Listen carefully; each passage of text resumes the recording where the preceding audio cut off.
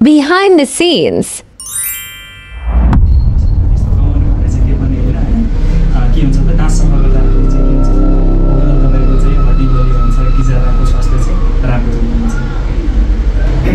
Cancer दिनु पर्यो भने तपाईँलाई त्यस्तो त्यो 6 महिनामा के गराउने भन्दा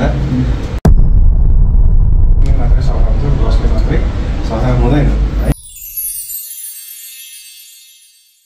ठिक छ, अब मैले भनेको लाइन भन अनि यसैलाई अनि जोड्ने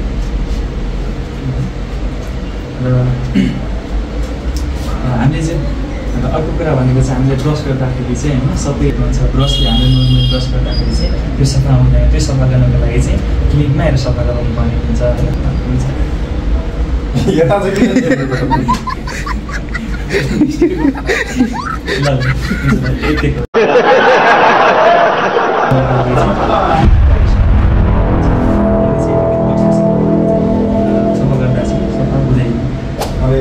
अरू केही क्वेसन छ भनेर ल हुन्छ त्यसो अब गर्दाखेरि चाहिँ हामी के गर्ने त मैले त सोचेको थिइनँ सबै छ जस्तो लाग्यो त महिनामा यहीँ गरेर हेर्दाखेरि त यहाँ सफा रहेछ रहेछ नि।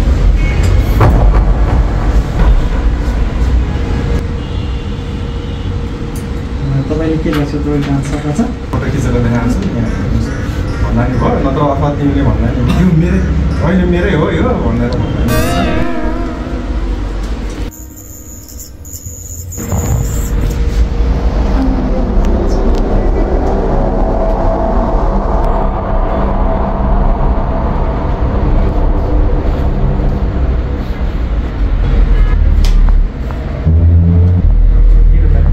गर्दाखेरि चाहिँ तपाईँको बाबाहरूले गर्दाखेरि रात किन्नु त्यसैले गर्दाखेरि यिनीहरूलाई पनि जोगाउँछ रात पनि हुन्छ काम काममा चाहिँ सफा गर्नुपर्छ।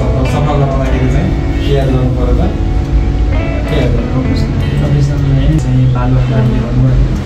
तिमीले बालुवा र दती पनि भनिसकेपछि दुइटै कुराको डिमेरिटलाई दुइटै तरिकाले भन्नु पऱ्यो नि त। एउटाले चाहिँ के गर्ने भयो सफा गरेन, एउटाले के गर्ने भयो त तपाईँको यिनीहरू ठाउँमा दुइटै कुरा भन्दा मलाई तपाईँहरूलाई भनेर के गर्नु पऱ्यो प्रोफेसनली स्क्यान गराउनु पऱ्यो भनेर भन्ने अनि त्यसपछि यता टर्न गर्ने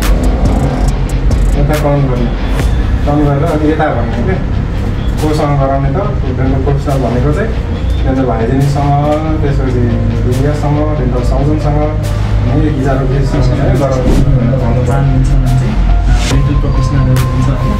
डेन्टल प्रोफेसनलमा चाहिँ डेन्टल हाइजिनिस्ट अथवा बिडिएस डक्टर अथवा हिजाको स्पेसलिस्टहरू हुन्छ, उहाँहरूसँग पनि हुन्छ स्केलिङ सकिसक्यो।